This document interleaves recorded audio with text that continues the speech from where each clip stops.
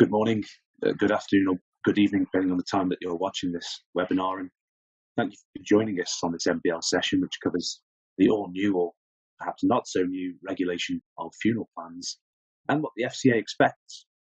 My name is Josh Bates. I'm an associate solicitor at a law firm called O'Connor's, headquartered in Liverpool, and we specialise in providing corporate advice, commercial advice, and financial services advice. Within that, I also give GDPR advice, advice to legal services businesses, so law firms, barristers, and others involved in the legal services sector, and also cryptocurrency advice, or rather the regulation of cryptocurrency and other digital assets and technologies. But this session is, of course, about funeral plans and the recent changes that have been made to tighten the scrutiny around funeral plan contracts, funeral plan providers, and funeral plan intermediaries.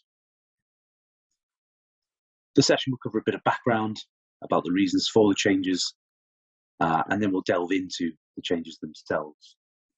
We'll look at the general prohibition from carrying on regulated activity and the definition of regulated activity. We'll then look at the specified investment itself, which is the funeral plan contract, and how that's defined. We'll look at the specified activities for both providers and intermediaries, some specific, and in the case of intermediaries, some very general. We'll very briefly touch on financial promotions. That could be a session in itself. We'll penultimately look at the statutory exclusions and exemptions that are available.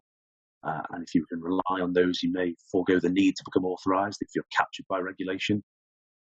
And then latterly, we'll canter through some of the salient handbook rules for the new FP COBs, the new Conduct of Business Sourcebook for funeral plans.